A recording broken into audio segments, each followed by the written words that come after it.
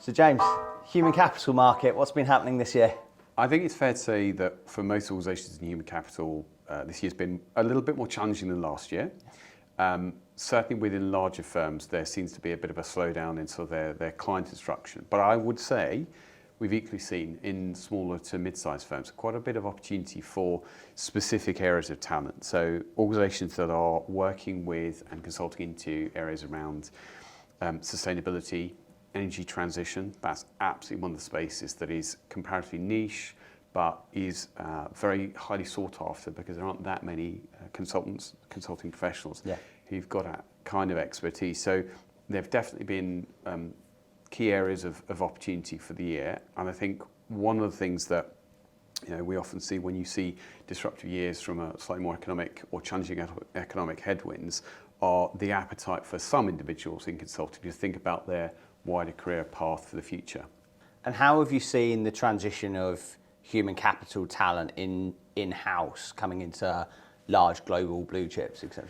It's been quite pronounced. We've certainly seen, again, in the UK this year, a small number of really impressive and interesting aspirational brands and organisations that have taken a very keen lens on targeting particularly senior management, director level talent out of places like the Big Four or those larger consultancy firms for their strong commercial mindset, their great stakeholder engagement skill set, their ability to operate in those really complex matrix-based organisations. And that again has been one of the things I think this year that has been a real positive from a number of those typically brands that people would recognise and who are really investing in that kind of talent.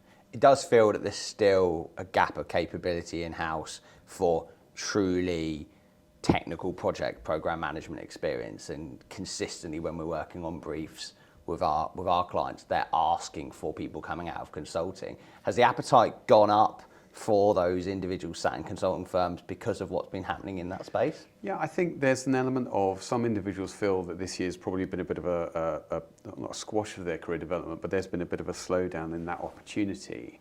And one of the things they're thinking about are how do I land this experience, the experience that I've honed over many years, and I've loved my work in consulting, but how do I hone that and actually have a more long-term legacy for the work I do? And that typically will be by making that move, whether it's into a senior sort of organisational design, organisational development, often organisational effectiveness roles, quite often tied into the wider change transformation backdrop in the organisation.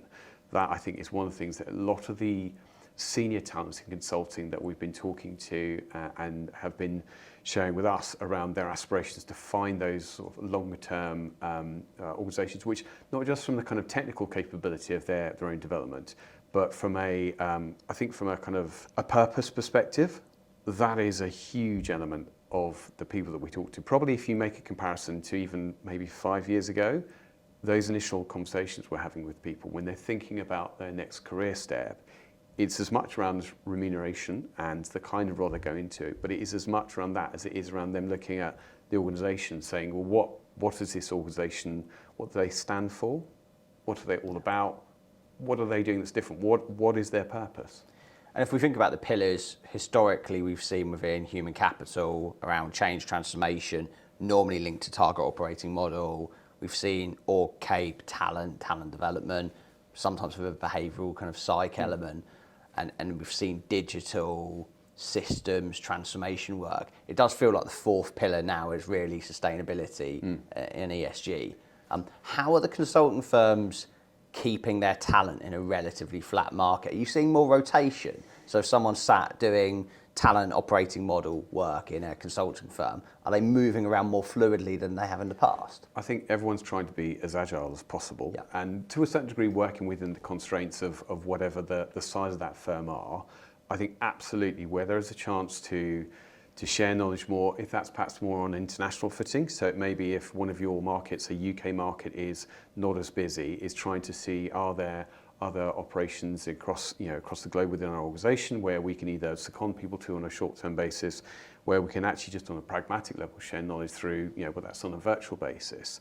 So trying to be as creative as possible within the confines of still being a revenue generator and, depending on your sort of jurisdiction you're operating in, But I think that's one of the things that businesses are keen to do, because the more they can share that knowledge, particularly from different markets, different challenges will come up, both around what the sort of the laws of the country they're operating in, the cultural differences.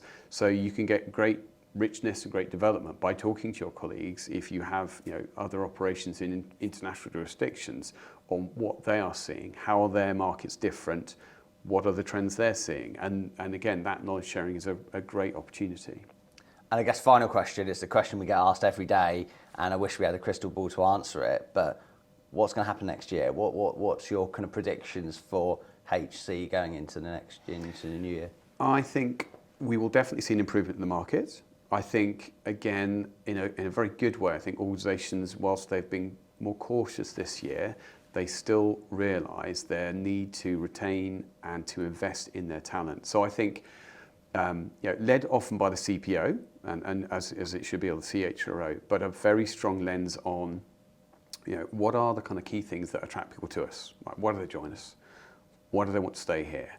How are we going to make sure that we are really putting the best foot forward and using our resources and using our internal expertise to really look after and keep our people? And again, we all work through different economic cycles. There are always challenges in more difficult economic times. There are opportunities as we accelerate out of that, which I think we will in 2024, around that kind of engagement, purpose, and the kind of the collaboration piece, which has been is the obvious space, I think, for a lot of these firms to bring talent into. It does remind me a little bit of the GFC, or when we were coming out of it, so probably more 2009, 2010, of being overly conservative and not being prepared. And I think a lot of the consulting firms, what I can see, haven't been hiring as much at the junior entry level space. So there's going to be a succession challenge. There's going to be that talent that won't evolve in 3 to 4, 5 years. So it's going to be interesting to see how they plug the gap, and that's probably going to be some external hiring.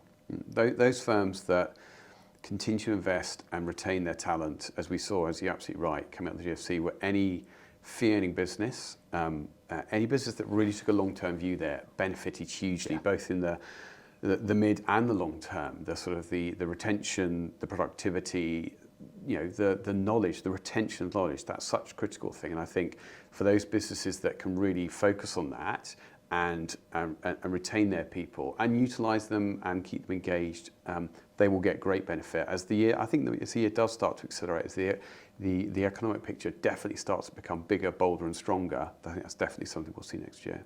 Okay.